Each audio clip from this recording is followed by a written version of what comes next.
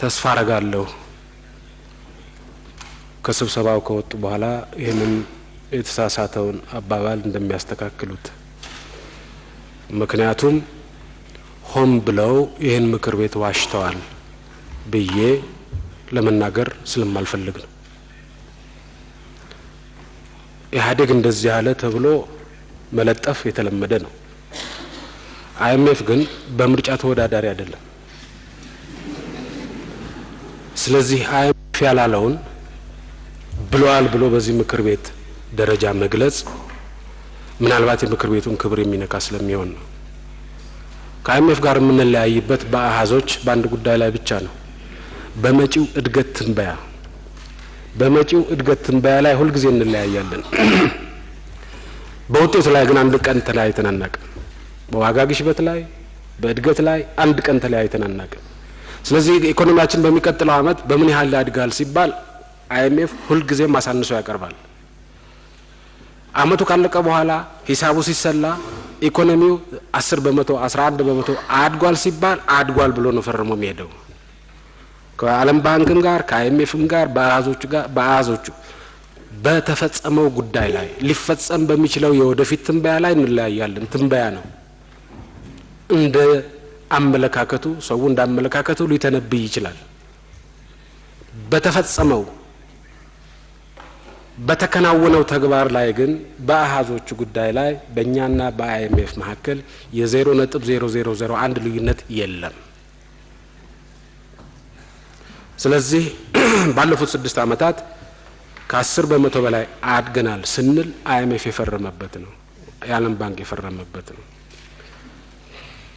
አይኤምኤፍ 6% በላይ አላደገም ብሏል ተብሎ የዚህ ምክር ቤት አባል በይፋ ሲናገር በኔ ግምት የአፎ ለምታ ነው እና ከዛ በላይ ግምት ሊሰጠው አይገባም ብለን እንድናልፈው ነው የሚገባን። ሌላው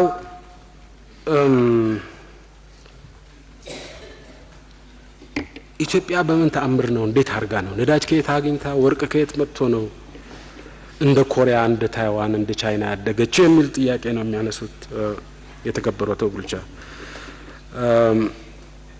መልሱን እሳቸው ብለውታል ለጥያቄው። እንደ ኮሪያ እንደ ታይዋን እንደ ቻይና ብለዋል። እነ ኮሪያ እነ ታይዋን እነ ቻይና ኒዮሊበራሊዝምን ሳያላምጡ የዋጡ ሀገሮች አልነበሩም። ልማታዊ የኢኮኖሚ ፖሊሲ አቅጣጫ ተከተሉ ነበሩ። ልማታዊ የፖሊሲ አቅጣጫ በመከተላቸው መንግስት ዘበኛ ይሁን የሚል ፖሊሲ ሳይሆን መንግስት በጎደለው ያሟላ፣ የገበያ ጉድለት በሚኖርበት ቦታ ሁሉ ጣልቃ ገብቶ ያስተካክል፣ ልማት ያፋጥን የሚል አቅጣጫ ይዘው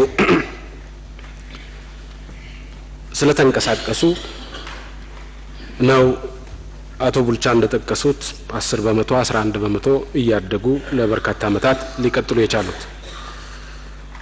እሳቸው እንደገለጹት ኮሪያ ነዳጅ አግኝታ ወርቅ አግኝታ ዩራኒየም አግኝታ አይደለም ያደገችው፣ የህብረተሰቡን ጉልበት አንቀሳቅሳ ተጠቅማ ነው።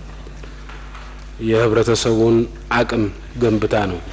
ታይዋንም በተመሳሳይ መልኩ፣ ቻይናም በተመሳሳይ መልኩ። ስለዚህ እንዴት ሆኖ ነው ኢትዮጵያ እንደ ኮሪያና እንደ ታይዋን እና እንደ ቻይና እንደዚህ ያደገችው የተባለው? ከነሱ ስለተማረች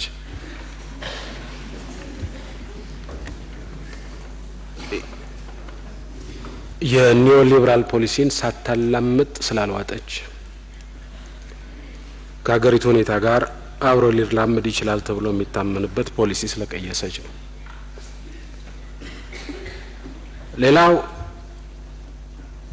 የጂዲፒ መመዘኛ ችግር አለበት ብለዋል። አንድ የኖቤል ሽልማት ያገኙ ኢኮኖሚስት የሚል ጥያቄ ተነስቷል። ትክክል ነው ሰውየው ብለዋል። ከሰውየውም በፊት ከሞላ ጎደል ሁሉም ኢኮኖሚስቶች ጂዲፒ የተዋጣለት መመዘኛ እንዳልሆነ ይስማማሉ። ነገር ግን እስካሁን ድረስ የልማት መለኪያው ብቸኛ መመዘኛ እሱ ነው። ከዚህ የተለየ መመዘኛ የለም።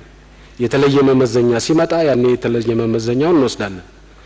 እነዚህ ኢኮኖሚስቶች የተለየ መመዘኛ ለመፈልሰፍ ሙከራ ያደረጉ ነው። ሲፈለስፉት ያኔ እንወስዳለን። እስካሁን ድረስ ግን መላው ዓለም የሚጠቀምበት አይኤምኤፍም የተባበሩት መንግስታት መላው ዓለም የሚጠቀምበት የጂዲፒ መመዘኛ ነው። ስለዚህ በዚህ ላይ ተመስርተን ከመመዘን ውጪ ሌላ አማራጭ ሊኖረን አይችልም። ሌላው ፊዚካል እና ሞኔታሪ ፖሊሲ ሳይጠቀሙ የዋጋ ግሽበትን ተቆጣጣርኩ ብለዋል ጠቅላይ ሚኒስትሩ የሚል አስተያየት ተሰንዝሯል። ፊዚካል ሲሉ እንደገባኝ ፊስካል ለማለት መሰለኝ እና ፊስካል እና ሞኔታሪ ፖሊሲ መሆኑ መሰለኝ። ፊስካል ፖሊሲ ማለት በቀላሉ ሲነገር የባጀት ፖሊሲ ማለት ነው። ፊስካል ፖሊሲ የሌለው መንግስት የለም፣ ሊኖር አይችልም። ፊስካል ፖሊሲው ትክክለኛ ሊሆን ይችላል፣ ላይሆን ይችላል። ፊስካል ፖሊሲው የተደበቀ ሊሆን ይችላል፣ ያልተደበቀ ሊሆን ይችላል። ፊስካል ፖሊሲ የሌለው ባጀት የሌለው መንግስት ግን እንኳን መንግስት ሽፍታም ቢሆን በባጀት ነው የሚንቀሳቀሰው። ስለዚህ የባጀት ፖሊሲ ሳይኖረን የዋጋ ግሽበትን ተቆጣጥረናል የሚል የመሀይምነት አነጋገር ለመግለጽ አንችልም። መሀይምነት ስለሆነ ሞኔታሪ ፖሊሲም በተመሳሳይ ገንዘብ አትሞ የሚያንቀሳቅስ ሀገር የራሱ ገንዘብ ያለው ሀገር ያን ገንዘብ የሚመራበት ፖሊሲ ስህተትም ትክክልም ሊሆን ይችላል፣ ግን ፖሊሲ ይኖራል። ያለ ገንዘብ ፖሊሲ የሚንቀሳቀስ የትም ሀገር የራሱ ገንዘብ ያለው የትኛውም ሀገር ሊኖር አይችልም።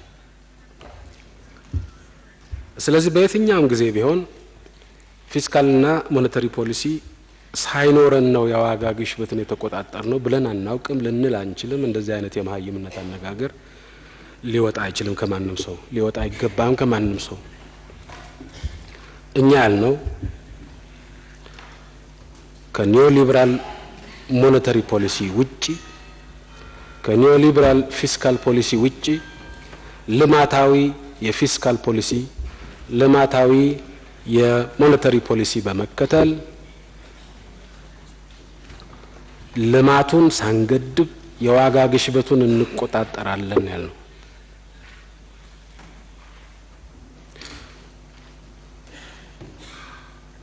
አንድነቱ ተወካይ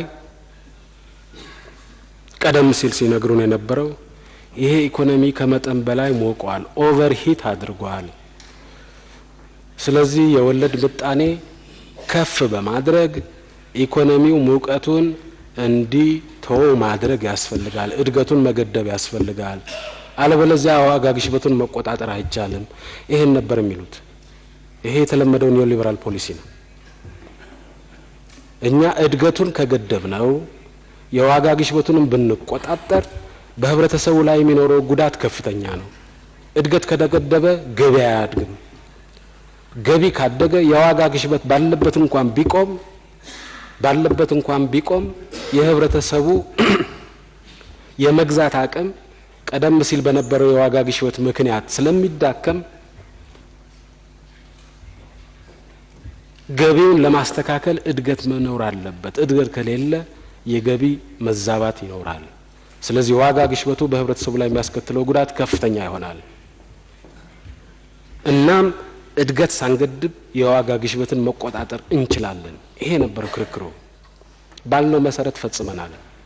3.9% የሚለው 3.9 ሆነ 8 ሆነ ለኔ ትርጉም የለውም። ከ10% በታች እስከሆነ ድረስ ከኢኮኖሚው አኳያ መሰረታዊ ለውጥ የለውም። 3.9 ነው የሚለው እኔ ፈለሰፍኩት አሃዝ አይደለም።